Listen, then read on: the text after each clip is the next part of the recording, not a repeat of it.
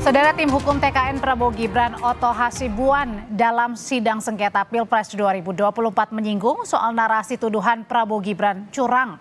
Di sidang sengketa Pilpres, Oto bilang tuduhan yang menyebut ada dugaan kecurangan oleh pasangan Prabowo Gibran menyakitkan.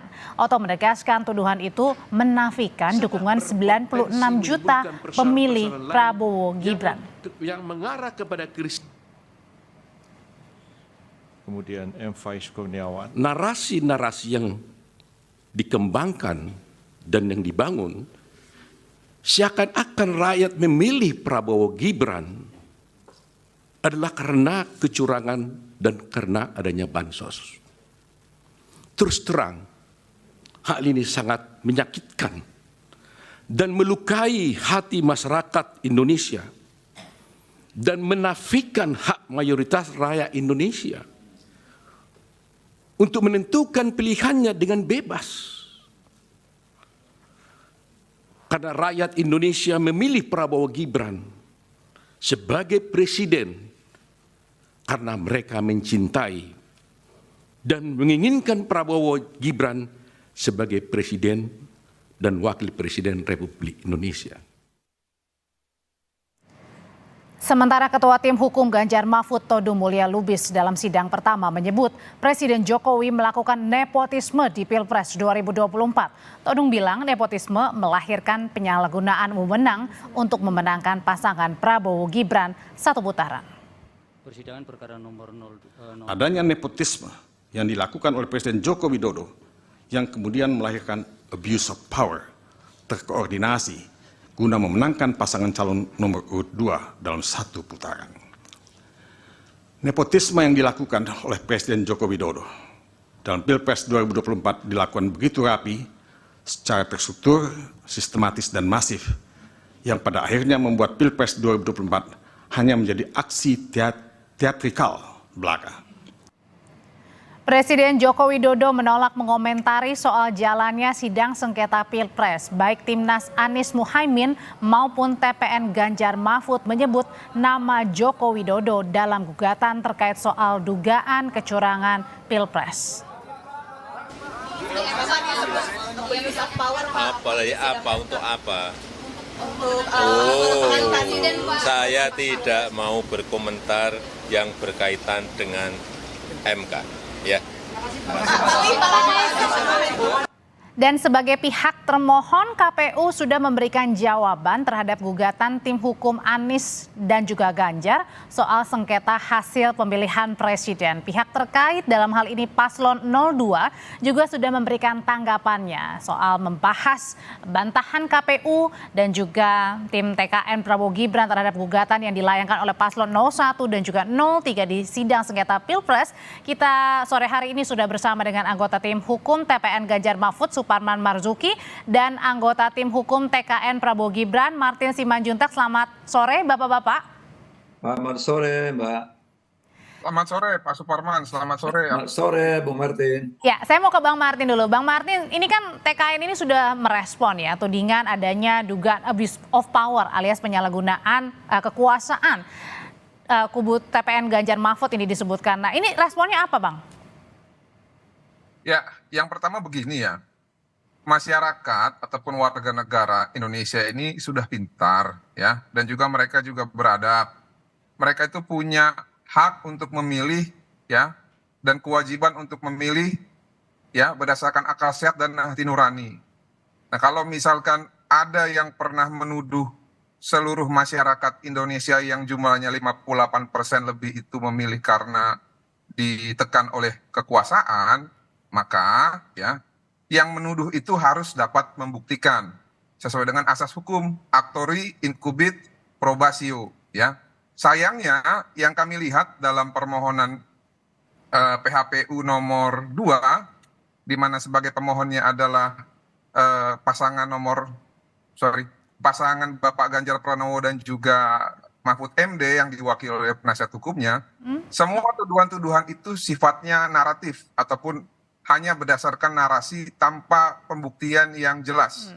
Bahkan dapat kami simpulkan bahwa tuduhan-tuduhan tersebut prematur karena belum pernah terbukti. Oleh karena itu, ya, hari ini kami sudah menjawab ya, baik permohonan nomor 1 maupun nomor 2, yang pada intinya pertama, Mahkamah Konstitusi diberikan kewenangan yang limitatif ya. Yang pertama bahwa Mahkamah Konstitusi ini hanya bisa memeriksa dan mengadili terkait selisih suara. Nah, itu tadi saya bilang tadi bahwa harus bisa dibuktikan berapa selisih suaranya, di mana dan juga kapan itu terjadi. Soal pembuktian dan cuma hanya narasi, Bang. Kalau gitu saya langsung tanyakan ya, karena sudah ada tim dari Ganjar Mahfud. Mas Suparman, ini ditanyakan sama tim hukum Paslon 02. Ini cuma narasi aja, nggak ada pembuktiannya. Apalagi soal abuse of power. Iya, ini kan sidang permulaan ya. Biasa begitu. Di awal persidangan itu baru tahap permulaan. Tahap permulaan itu ini kan belum masuk tahap pembuktian. Itu ada nanti waktunya pembuktian itu. Jadi apa yang disampaikan oleh kuasa hukum 01 dan terutama yang kami wakili 03 dan apa juga yang dijawab oleh tim kuasa hukum 03 itu memang baru di awal. Baru di awal, jadi belum masuk ke tahap pembuktian. Artinya ada pembuktian yang sudah disiapkan gitu ya? Iya pasti, karena memang prosedurnya begitu Mbak. Prosedurnya itu nanti akan sampai pada tahap pembuktian.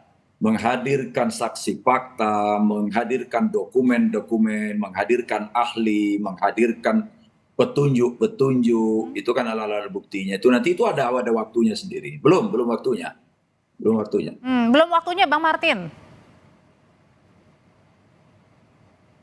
Ya, kami menunggu nanti di tahapan proses persidangan selanjutnya. Namun ya, dari yang kami baca seperti contoh penggunaan bansos yang tidak ada kaitannya dengan kami. Padahal kewajiban negara lah yang mewajibkan melalui konstitusi kita untuk ya memperhatikan fakir miskin. Dan ini juga semua sudah teranggarkan dan juga disetujui oleh DPR. Memang implementasinya itu dilakukan bertepatan dengan pemilu ya, ataupun bertepatan dengan dekatnya dengan jadwal pemilu.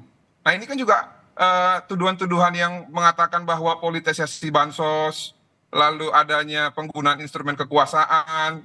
Ini kan jadi maksudnya Bang Martin ini bukan disengaja, artinya hanya kebetulan. Itu kan sudah dianggarkan, Audrey, ya. Di mana salahnya pemerintah menjalankan amanat konstitusi, amanat undang-undang yang sudah disetujui oleh DPR, ya di mana salahnya?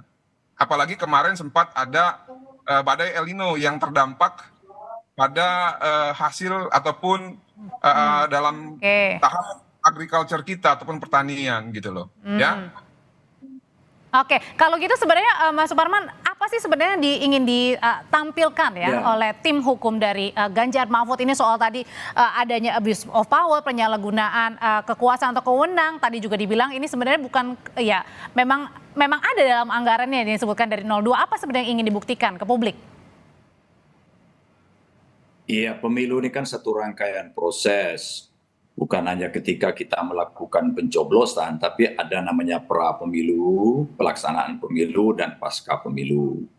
Nah, di dalam rangkaian itu semua, negara, dalam hal ini pemerintah, yang dipresentasikan oleh Presiden Joko Widodo, menjalankan satu proyek pemerintah yang memang sudah ditetapkan dalam APBN. Dalam konteks itu tidak ada soal ya. Dia masuk APBN dan itu diperlukan. Tapi kan ada ketentuan-ketentuan aturan pelaksanaannya di Kementerian Sosial.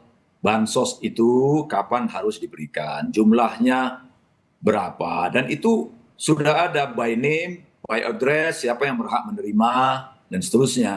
Siapa leading sektor yang akan membagikan, itu sudah ada protokolnya, semua itu diatur.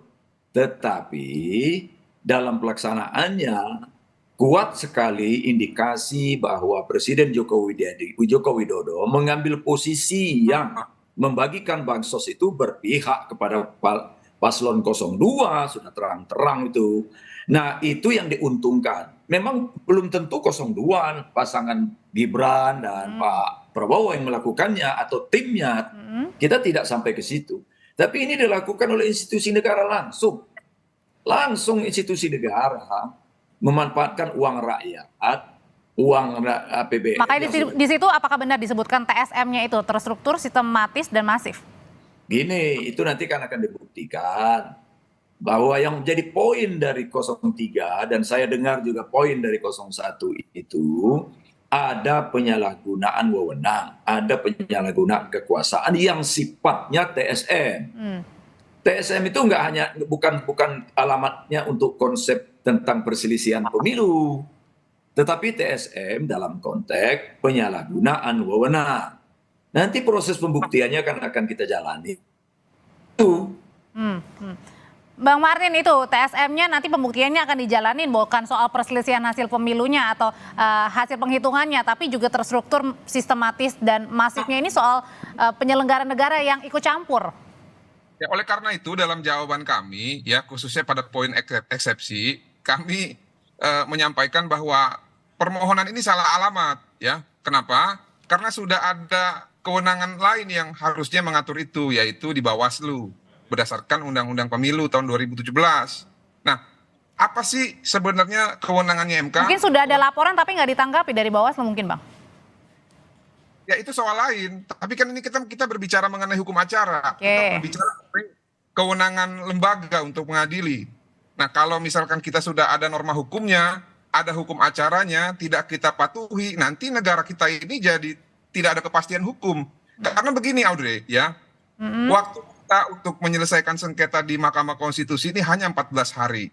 Bayangin, kalau semua permasalahan, ya, tuduhan-tuduhan yang sifatnya naratif, nepotisme, lalu tindak pidana, lalu terstruktur masif dan sistematis, segala macam dibawa ke MK, yang MK tidak punya kewenangan untuk mengadilinya, dibatasi oleh undang-undang, kapan mau selesainya kita bernegara yang baik gitu loh. Ya, itu aja sih jawabannya kalau menurut saya. Terima kasih. Oke, karena selain itu juga dari Komisi Pemilihan Umum tadi ini juga meminta MK untuk menolak gugatan karena gugatannya ini mengada-gada dan menanyakan mana penghitungan suara hasil pemilu versi pihak pemohon 01 dan juga 03. Lalu gimana kelanjutan dari gugatan PHPU ini, kami akan bahas, tetaplah bersama kami di Kompas Petang.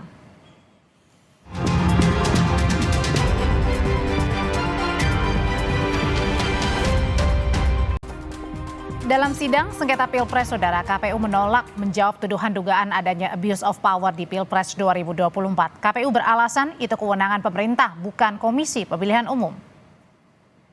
Tidak memiliki kewenangan untuk menanggapinya. Bahwa pemohon mendalilkan pengangkatan pejabat kepala daerah yang masif dan digunakan untuk mengarahkan pilihan yang terdapat dalam permohonan pemohon pada halaman 58 sampai dengan halaman 66, serta dalil pejabat kepala daerah menggerakkan struktur di bawahnya yang ada di halaman 66 sampai dengan halaman 63 permohonan pemohon, bukan pula menjadi tugas dan tanggung jawab termohon untuk membantahnya. Pengangkatan pejabat kepala daerah masuk dalam ruang lingkup pemerintahan daerah. Bahwa pemohon menyatakan keterlibatan aparat negara yang tercantum dalam halaman 67 sampai dengan halaman 77, lagi-lagi tidak menjadi ruang lingkup termohon untuk menangkalnya. Bahwa pemohon menyampaikan pengerahan kepala desa yang tertera pada halaman 77 sampai dengan halaman 82, lagi-lagi juga bukan menjadi beban termohon untuk menyangkalnya. Bahwa pemohon menuliskan dalam permohonannya tentang adanya undangan Presiden Joko Widodo kepada Ketua Umum Partai Politik Koalisi di Istana, yang tercantum dalam halaman 83 permohonan pemohon bukanlah menjadi kewenangan termohon untuk menyanggahnya. Mas Suparman, soal pengerahan kepala desa, soal abuse of power, ini bukan kewenangan dari KPU, kewenangan pemerintah itu. Salah alamat. Ya, sebelum ke situ, ini penting saya tegaskan karena seringkali nggak dipahami itu pasal 470 Undang-Undang tentang Pemilu itu. Sengketa proses yang diselesaikan diatur pasal 470 itu melalui mekanisme pengadilan tata usaha negara. Tapi yurisdiksinya terbatas, diatur di pasal 2-nya. Apa yurisdiksinya? Yurisdiksinya itu proses sebelum pemilu, yaitu tidak lolos verifikasi dan dicoret dari daftar calon tetap. Nah, memang yang menjadi yurisdiksi disebutkan di situ ke MK itu perselisihan hasil. Artinya apa, Mbak? Sebentar. Artinya apa? Tidak ada ruang tidak ada kekosongan hukum di dalam menyelesaikan perselisihan proses yang tidak dijalankan dengan fair. Prosedur pemilu yang dilanggar. Saya mohon ini para pihak mencermati betul di pasal 470. sampai 475 itu ya biar nggak salah interpretasi. Nah di dalam konteks proses yang tidak fair, yang mencakup di dalamnya adalah abuse of power itu tadi, di sini nggak ada diatur. Maka alamat gugatannya tentu ke Mahkamah Konstitusi. Dari mana pintu masuknya? Di dalam Undang-Undang Dasar, tugas MK itu mengatasi, menyelesaikan perselisihan. Perselisihan apa dalam soal ini? Perselisihan proses. Proses apa? Proses pelaksanaan pemilu. Artinya Bukan ketika proses KPU sebelum. meminta untuk MK menolak, ini juga tidak diterima ya berarti? Oh iya, itu jawaban KPU itu sudah benar. Itu bukan wilayah mereka. KPU kan tidak ada urusannya dengan abuse of power. Ya. Itu abuse of power itu memang urusannya pemerintah. Pemerintah yang menjadi sasaran dari gugatan ini. Tapi akan dibuktikan bahwa campur tangan pemerintah langsung atau tidak langsung itu telah melanggar dua prinsip penting. Yaitu asas pemilu dan prosedur pemilu. Asas pemilunya apa? Bebas, jujur, adil. Ini dilanggar semua ini. Ini dilanggar semua Bang Martin? Itu nanti ini statement ya Bung Martin ya. Nanti kita buktikan sama-sama deh. Bang Martin. Ya. Saya juga menghindari ya membawa sesuatu hal yang harusnya kita bahas di persidangan di luar persidangan. Tapi nggak apa-apa. Saya hanya sedikit menjelaskan dan menanggapi apa yang disampaikan oleh Pak Suparman. Di Undang-Undang Pemilu 2017 itu jelas TSM itu ranahnya Bawaslu. Lalu itu juga diakomodir dalam putusan MK 2019 ketika Bapak Prabowo Subianto pun kalah dengan dalil TSM. Nah ini pun juga sama dalam kutipan pertimbangan itu ya, yang dimaksud TSM itu bukan ranah Mahkamah Konstitusi untuk mengadili dan meriksa. Nah itu juga ada di peraturan Mahkamah Konstitusi tahun 2023. Tapi ginilah intinya ya, saya juga bukan ingin membatasi ruang sebagai sesama praktisi untuk menafsir. Namun kalau dibilang tadi ada kekosongan undang-undang, menurut kami sudah diatur. Makanya kami dalam jawaban kami itu dengan jelas dan tegas mengatakan bahwa permintaan ataupun permohonan tersebut haruslah tidak dapat diterima ataupun ditolak karena bukan merupakan kewenangan dari Mahkamah Konstitusi. Nah tadi terkait abuse of power ya, saya melihat justru ya. Baik, singkat Bang Martin. Kalau kita lihat seperti contoh di Jawa Tengah, itu pernah ada ya di salah satu rumah sakit itu ASN bahkan dimintai uang untuk sebagai dukungan terhadap paslon tertentu. Jadi kalau kita berbicara kecurangan, kita berbicara pengerahan, ini dugaannya itu ada di semua pihak gitu ya. Jadi tidak adil kalau misalkan kita menuduh ada hubungan 02 dengan pemerintah, ada hubungan 03 dengan pemerintah. Karena faktanya Pak Prabowo Subianto itu sudah maju sebagai Presiden Cawapres itu dari tahun 2009. Pengenalan masyarakat akan beliau itu sudah sangat tinggi. Dan artinya gugatan PHPU diterima atau enggak ini merupakan kewenangan dari Mahkamah Konstitusi. Terima kasih. Tidak heran apabila masyarakat itu mengingat dan memilih Pak Prabowo Subianto di tahun 2024 ya yang berpasangan dengan Mas Gibran yang dianggap sebagai tokoh muda yang spektakuler sehingga mendapatkan suara 58%. Jadi tidak elok rasanya apabila permohonan 03 itu menolkan ataupun menihilkan perolehan suara 02. Ini sangat-sangat menyakiti sebagian besar hati masyarakat Indonesia dan tidak mencerminkan suara Tuhan, suara rakyat, suara Tuhan. Terima kasih. Singkat, Pak Suparman. Iya, argumen yang disampaikan oleh 02 itu kita hormati ya. Ini kan proses kita ke MK ini kan salah satu cara menyelesaikan sengketa secara beradab, secara demokratis. Proses saling menghormati itu penting, menjaga itu penting. Nanti kita akan buktikan semua apa yang sudah dikemukakan dalam persidangan. Karena ada waktunya. Terima kasih. Terima kasih Pak Suparman, terima kasih juga Bang Martin, sehat selalu semuanya.